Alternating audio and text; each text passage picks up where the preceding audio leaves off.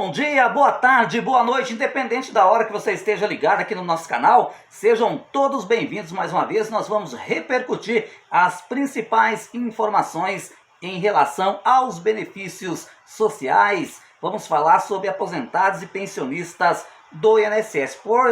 Por isso que eu quero te convidar, né, por exemplo, se é a primeira vez que você chegou até aqui no nosso canal, para nos dar aquela força, se inscrevendo, ativando o sininho das notificações, deixando o seu like, também o seu comentário. Olha, meus amigos, muita chuva nesse momento aqui na região central do estado do Paraná. Olha, meus amigos, a Caixa Econômica Federal paga hoje, sexta-feira, a parcela do mês de dezembro do novo Bolsa Família previsto na Lei 14.601, né? Recebe no dia de hoje quem tem o NIS terminado em 9. Ou seja, você recebe o Bolsa Família, o seu NIS, número de inscrição social é terminado em 9, pois o pagamento já está na conta. É importante ressaltar que existe bônus, né, para quem tem crianças, né, criança de 0 a 17 anos. Né? Por exemplo, quem tem criança de 0 a 6 anos, né, recebe o bônus, o adicional de R$150.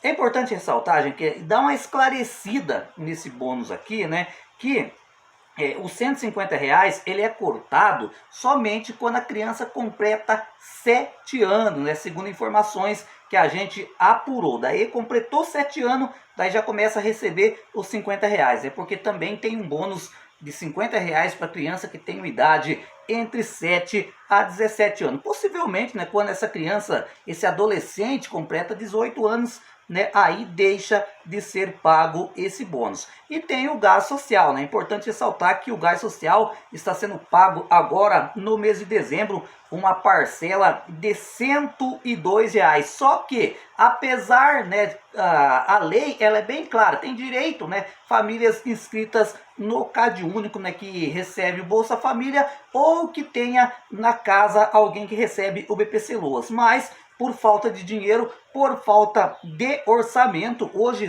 apenas 5,6 famílias recebem o gás social, né? O governo federal estuda, né, de ampliar esse número no ano de 2025, mas agora vamos ficar aguardando o desenrolar dessa informação, porque o governo está numa investida de contenção de gasto, ou seja, meus amigos, tá saindo mais dinheiro do que entrando, né? Eu não acredito muito nisso, mas vamos fazer de conta que isso é verdade, de que o que eles estão falando seja realmente verdade. Gente, porque não sei se sabem, né? Recentemente saiu nas mídias sociais, né, que a dona Michelle, não, a Michelle foi a ex-primeira-dama, né, mas também gastou dinheiro a rolé, todo mundo sabe disso, não vou passar pano para ninguém não aqui, mas a dona Janja, né, que é a primeira-dama, a mulher do Lula, já gastou mais de R$30 milhões.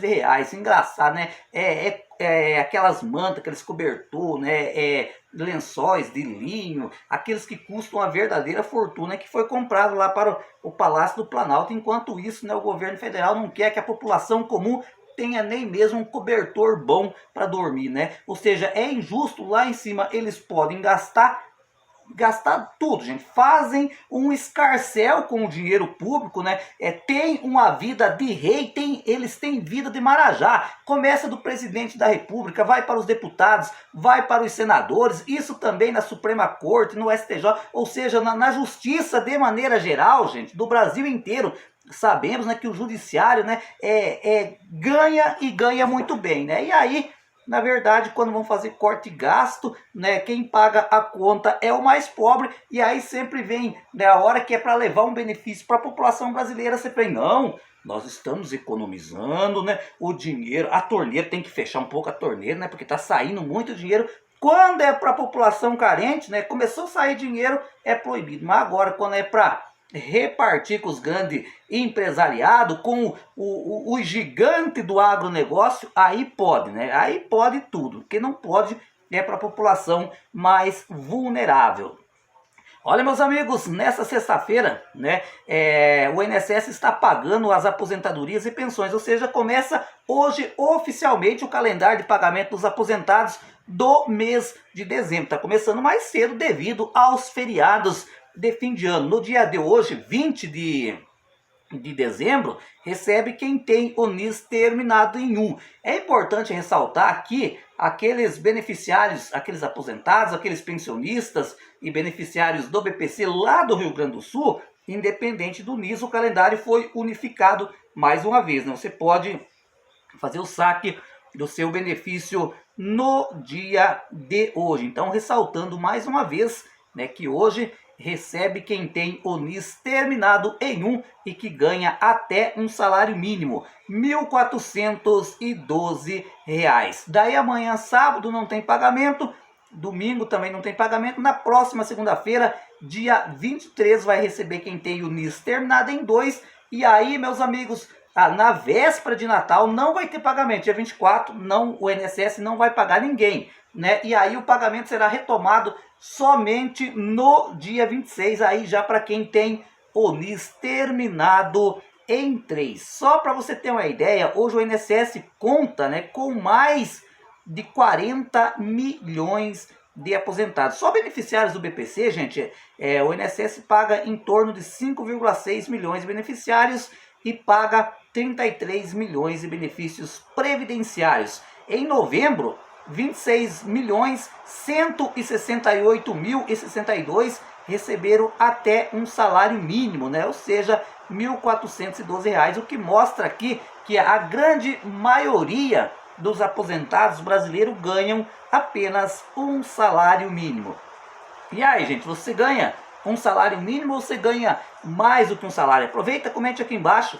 Olha, meus amigos, dando sequência aqui no nosso primeiro boletim informativo, o INSS vai ficar com as portas fechadas ao atendimento público no dia 25, dia de Natal, e também no dia 31, ou seja, na virada do ano. Essa matéria, gente, inclusive está no próprio site do INSS. O INSS fechará as agências da Previdência Social em todo o país no dia 25, né, no ano novo, e também no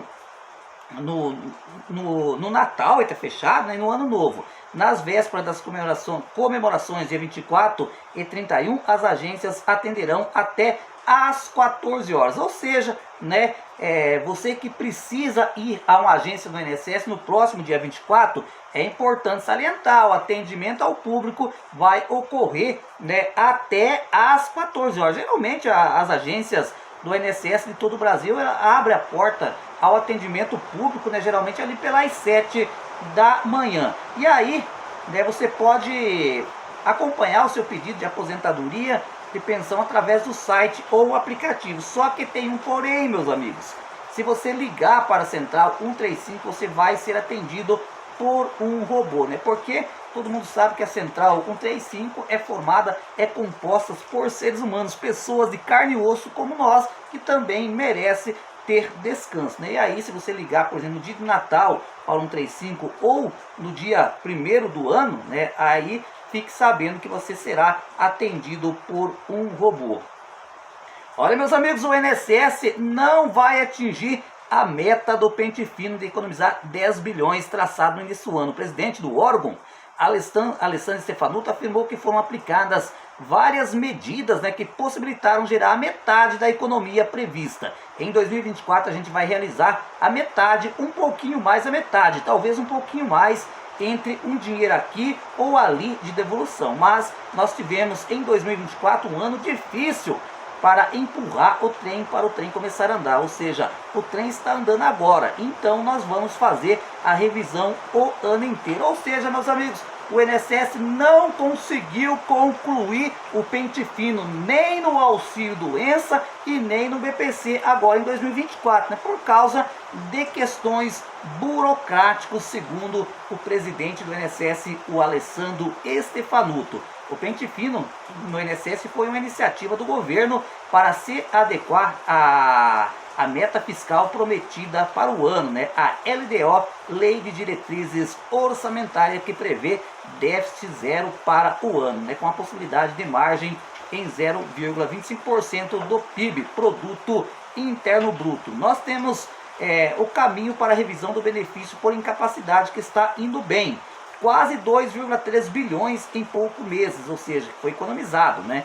E temos a Teste Médica, que imaginávamos ter uma economia de 5 bilhões vamos ter a metade. Alessandro Stefanuto, disse Alessandro Stefanuto, né? TestMed é o sistema de concessão do auxílio-doença de maneira virtual. Ou seja, meus amigos, né, esse pente fino aí, né, que está acontecendo agora em 2024, começou tarde, né? Segundo o próprio Alessandro Stefanuto, começou ali no mês de junho, né? Vão economizar a metade do que estava previsto, né? Porque qual que é o foco, na verdade, do pente fino agora em 2024? É o pessoal da TestMed, né? Aqueles que conseguiram receber o auxílio-doença mediante a laudos e atestado médico de maneira virtual, né? À distância. O cara ficou doente lá na empresa, daí ele fez o seu pedido de auxílio-doença, encaminhou o laudo e atestado médico em uma agência do INSS, um perito, né, de só Deus sabe em que cidade está, avaliou aquela papelada e concedeu o benefício. Mas enfim, gente, como já acabou a luz, nós vamos ficando por aqui, mas voltamos no próximo vídeo. Mas já voltou de novo, né? Então vamos dar sequência. Só vou ligar a luz aqui, né, pra gente continuar conversando, né? Gente, problemas técnicos sempre acaba acontecendo, né? Então, como eu vinha falando, né, aí o que acontece? Tava ocorrendo esse pente fino no auxílio-doença e vai continuar em 2025, porque não deu tempo, né? Não deu tempo, né? E aí a economia ficou pela metade. Também tem o pente fino no BPC, né, que é a atualização cadastral. Também não vai dar tempo de concluir agora em 2024. Por quê, gente? Não por culpa do governo, é por culpa, né, dos próprios beneficiários, que muitos não estão sabendo dessa obrigatoriedade, né? Ou até muitos até sabem, mas estão empurrando com a barriga, ou seja, vai continuar em 2025. E aí em 2025 começa oficialmente o pente fino na aposentadoria por invalidez, né? E aí o governo espera que até o final do pente fino, né, ele consiga economizar 10 bilhões de reais. Meus amigos, é bastante complicado.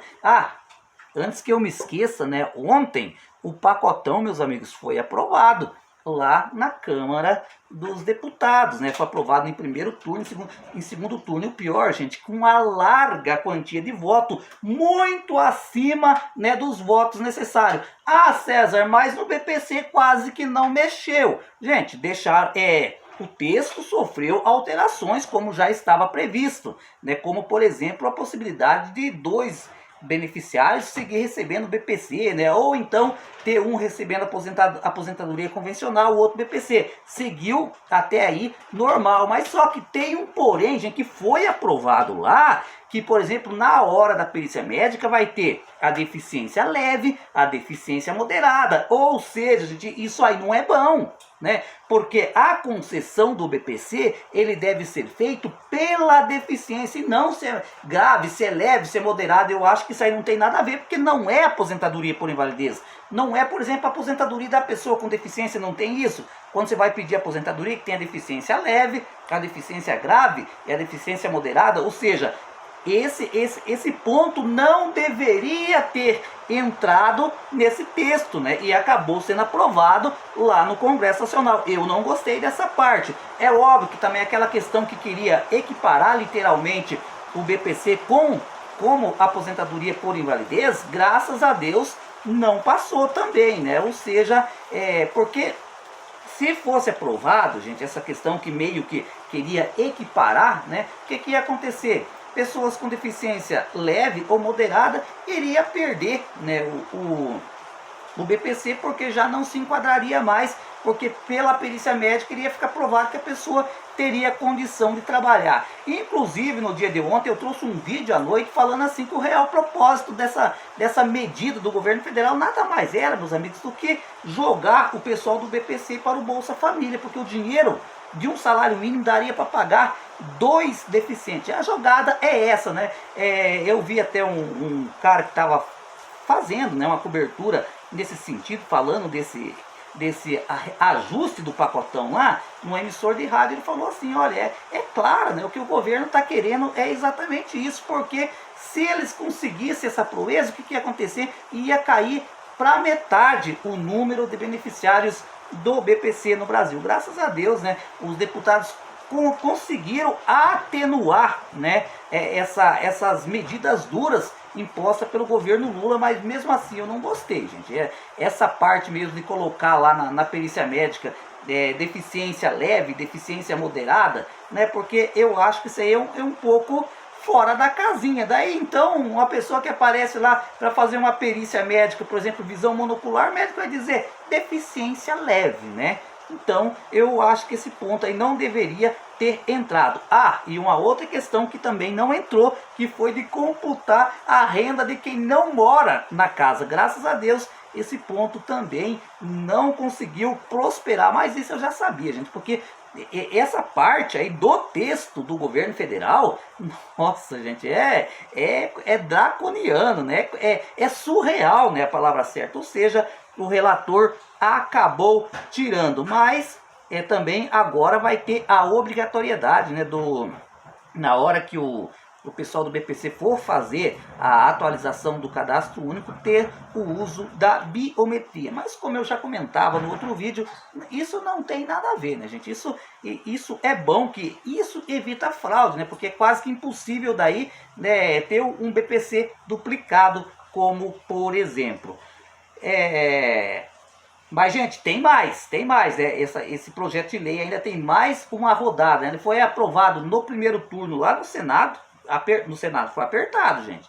E hoje, né, tem mais uma votação para concluir, né, a votação desse ajuste fiscal. Nós continuamos monitorando, né, a gente, como fez, gente, no primeiro turno da votação, nós trouxemos o vídeo na íntegra aqui no canal para você ver. Hoje nós vamos trazer de novo a segunda parte da votação. Para quê? Para que, César, trazer esse tipo de vídeo? Para que o beneficiário do BPC, para que o aposentado veja o posicionamento de cada deputado, né?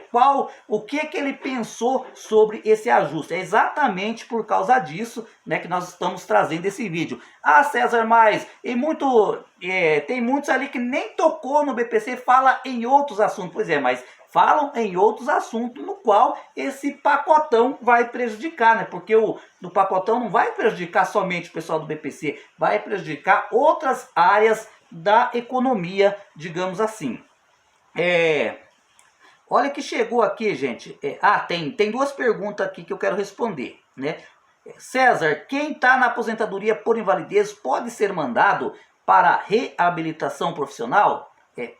Pode. Geralmente, né, o que acontece? A maioria das vezes, quem vai para reabilitação profissional é o pessoal do auxílio doença, né? Ele é convocado para uma perícia médica e quando o perito, né, ao fazer o exame, percebe que ele tem condição de ser alocado em um outro trabalho, ele manda para reabilitação profissional. Geralmente, quem já está na aposentadoria por invalidez é porque o médico perito chegou à conclusão que ele não tem mais capacidade nem de ser reabilitado profissionalmente. Mas vai entender, gente, muita gente acaba, depois de estar 10, 12 anos recebendo aposentadoria por invalidez, é convocado para uma perícia médica e não sei o que passa na cabeça do médico perito, ele acaba mandando para reabilitação profissional. É difícil acontecer, mas infelizmente pode. A Pamela mandou, né, uma mensagem para nós lá no Instagram. Ela falou desse jeito assim: César, depois que eu vi que aprovaram o pacotão do Lula com mais voto do que era preciso, confesso que fiquei bastante temerária em relação à derrubada do veto do PL 5332. Eu confesso para vocês também, gente, que eu fiquei meio temerário. Eu concordo, né, com a visão, com o que a Pamela falou, né? Porque, gente, eu achava que a votação ia ser apertadíssima e não foi, né? Sobrou voto a rolê lá na Câmara dos Deputados. Ou seja, isso aqui, né, já quer mostrar que se o governo quiser, gente, manter o veto do PL 5332, ele vai manter, né? Porque o que acontece? Provavelmente rola ali umas emendas parlamentares, e muitos aí querendo, né, de olho nessas emendas, acabam votando conforme o governo quer. Mas a Pamela tem razão, né, que é desestimulador quando a gente vê uma situação como eu vi ontem lá na Câmara dos Deputados. Aí vem na mente, né, como será a votação da derrubada do veto 38, ou seja, em relação ao PL 5332. 32. Olha, meus amigos, vamos falar de 13º, pois é, quem é que não gosta de 13º? Os trabalhadores têm até hoje, sexta-feira, né, para receber a segunda parcela do 13º salário, conforme está previsto na lei, né, que entrou em vigor em 1962. Ou seja, meus amigos, os trabalhadores, né, que trabalham no comércio, que trabalham registrado, né, hoje os patrões tem até hoje para pagar a segunda parcela do 13º. Ou seja, se você é patrão, não vai esquecer de depositar, né, a segunda parcela do 13º salário do seu funcionário. Agora, se você é empregado, né, não deixe de cobrar do seu patrão, né, tem que pagar o 13º, porque pela lei, né, hoje é o tempo máximo, né? É o último dia para que o trabalhador possa colocar a mão nesse dinheirinho para comprar, né, gente, a carninha no Natal que está chegando.